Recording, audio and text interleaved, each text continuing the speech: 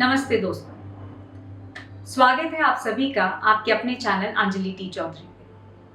आज की इस वीडियो में हम बात करने वाले हैं साल 2025 के बारे में।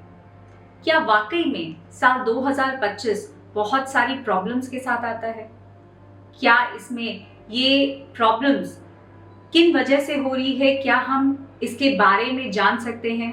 और साथ ही में क्या कुछ रेमेडीज भी ऐसी हो सकती हैं जिनसे हम 2025 को थोड़ा बेहतर बना सकते हैं?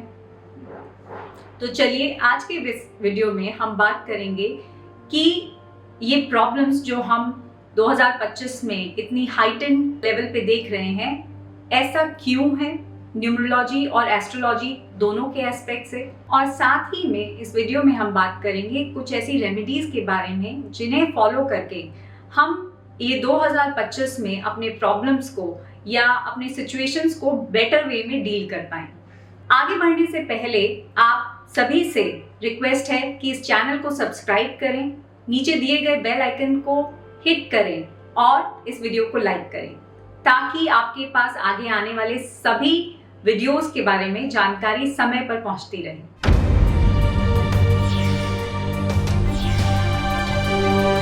तो चलिए इसी के साथ आगे बढ़ते हैं और बात करते हैं साल 2025 के बारे में। अब न्यूमरोलॉजी के एस्पेक्ट से अगर हम देखें, जहां पे कि हर नंबर की अपनी एक एनर्जी है, अपनी एक वाइब्रेशन है। जब हम साल 2025 के बारे में बात करते हैं और जब इस 2025 को हम टोटल करते हैं और सिंगल डिजिट पे लाते हैं तो आता है नंबर 9। अब नंबर 9 को हम न्यूमरोलॉजी में कनेक्ट करते हैं मंगल ग्रह से, मार्स के प्लैनेट से। आप बोल सकते हैं बहुत ही हाई एनर्जी लेवल का प्लैनेट है। ऑल्सो मार्स आपको अर्थ से कनेक्ट करता है, अर्थ एलिमेंट से कनेक्ट करता है। अब क्योंकि नंबर 9 जो कि मार्स को रिप्रेजेंट करता है एंड मार्स इटसेल्फ ये आपकी एनर्जी को दर्शाता है, ये आपके हाई एनर्जीज लेवल्स को दर्शाता है। अब जहां पे भी ये हाई एनर्जीज हैं, वो एनर्जीज को आप ऐसा भी मान सकते हैं कि बहुत इलेक्ट्रिफाइड हो जाती है। Actually it is a kind of an electricity, kind of an energy. बहुत ही फायरी होती है और बहुत हद तक डिस्ट्रक्टिव भी हो सकती है। लेकिन ये सिर्फ नेगेटिव एस्पेक्ट हुआ। मंगल ग्रह या मार्स प्लैनेट हमें देता है करेज भी, हमें बहुत ही ग्राउंडेड भी बनाता है, हमें बहुत ह्यूमैनिटेरियन लेवल पे दूसरों के लिए काम करना भी सिखाता है। लेकिन अब अगर हमें इसे एस्ट्रोलॉजी के एस्पेक्ट से देखें तो बाकी के प्लैनेट्स की पोजीशंस जो कि इस साल बहुत ही मेजर लेवल पे शिफ्ट है, rest of the planetary positions, तो अब वो प्लैनेट की पोजीशंस मंगल ग्रह के साथ मिलके ज्यादा इंटेंस हो गई हैं, जिसकी वजह से हम देखते हैं कि 2025 के साल में जहां हम already half of the year निकाल चुके हैं और हमने पाया कि बहुत सारे ऐसे tragic incidents, accidents, fiery situations हमने जो देखी हैं, ये सभी रिप्रेजेंट करता है कहीं ना कहीं मंगल की डिस्ट्रक्टिव नेचर को, मंगल के फायर की नेचर को। तो जहां तक हम देख रहे हैं कि नंबर 9 हमें जितने भी इंसिडेंट्स जो हमारे 2025 के फर्स्ट हाफ में हुए हैं, ये सब कहीं ना कहीं दर्शाता है नंबर 9 की हाई एनर्जीज को, एग्रेशन को, डिस्ट्रक्टिव नेचर को।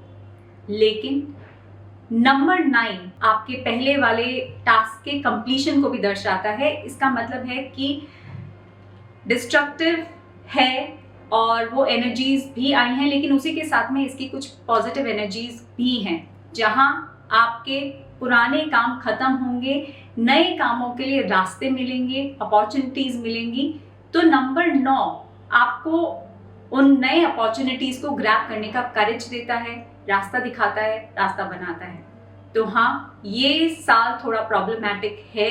ये साल बहुत सारे ऐसे इंसिडेंट्स, बहुत ही हाइपर एक्टिवनेस एनर्जीज के साथ, एंजाइटी के साथ हो सकता है। लेकिन वहीं पे हमें और आप सबको पेशेंस के साथ थोड़ा काम लेना है।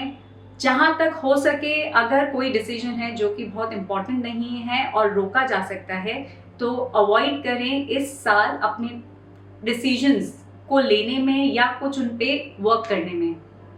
कोशिश करें कि ये समय निकल जाए और फिर उन डिसीजंस को आप नेक्स्ट ईयर में देख सकते हैं। तो जैसे कि हमने देखा कि ये साल है मार्स का, जो कि बहुत ही इंटेंस साल हो सकता है आपके करियर के लिए, आपके रिलेशनशिप्स के लिए। इनफैक्ट ये साल ग्लोबली भी हो सकता है कि बहुत से एरियाज में इंटेंस हो।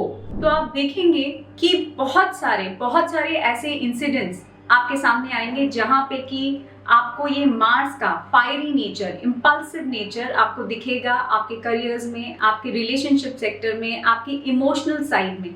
तो आप पाएंगे कि 9 नंबर की जो इम्पल्सिव नेचर है वो आपको बहुत हद तक यहाँ पे दिखाई देगी। और ये भी देखा जा सकता है कि आप नंबर 9 की एनर्जीज को ग्लोबली भी पाएंगे, जैसे कि हमने देखा कि वॉर का सिचुएशन बना, तो इन्हीं सब सेक्टर्स में आप मार्स की एनर्जीज को, एक इम्पल्सिव नेचर को, फायरी नेचर को देख पाएंगे।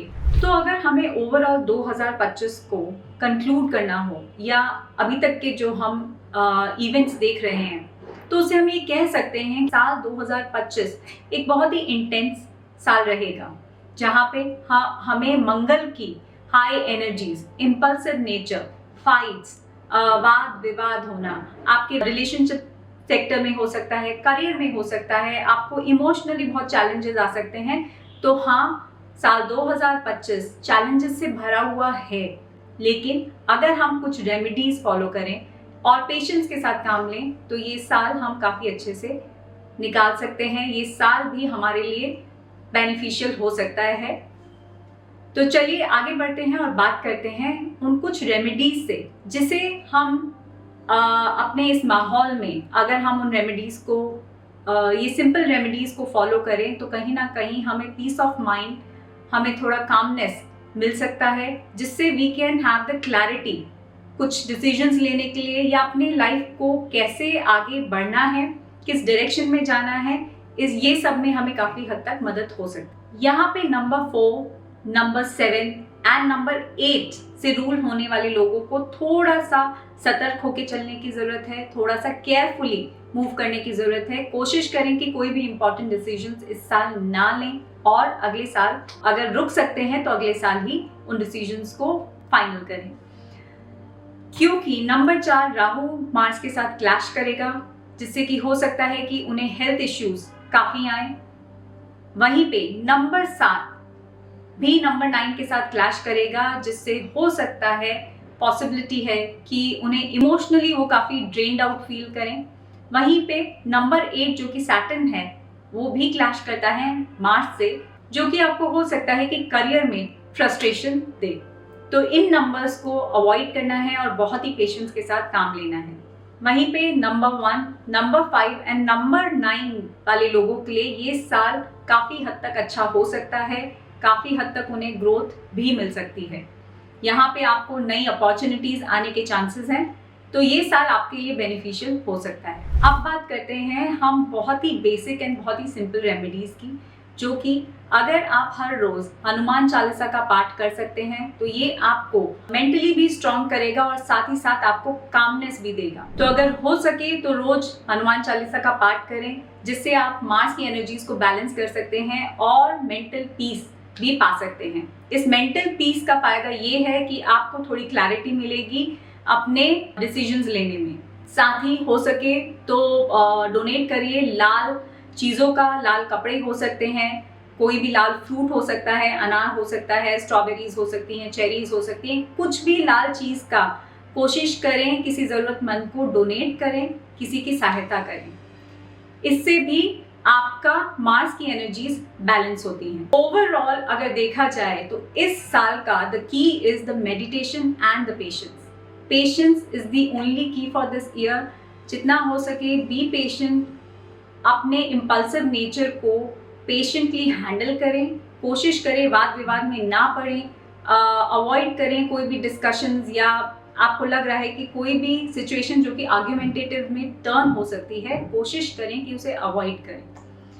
तो ये था हमारा आज का एपिसोड, जहाँ पे हमने साल 2025 के बारे में बात करी और साथ ही में कुछ रेमेडीज के बारे में बात करी। ये बहुत ही सिंपल रेमेडीज हैं। इन रेमेडीज का मेन फोकस है कि आपको किसी भी तरह आपके माइंड में वो क्लैरिटी रहे कि आप क्या कर रहे हैं, उस कॉन्शियसनेस के साथ उस कार्य को करें।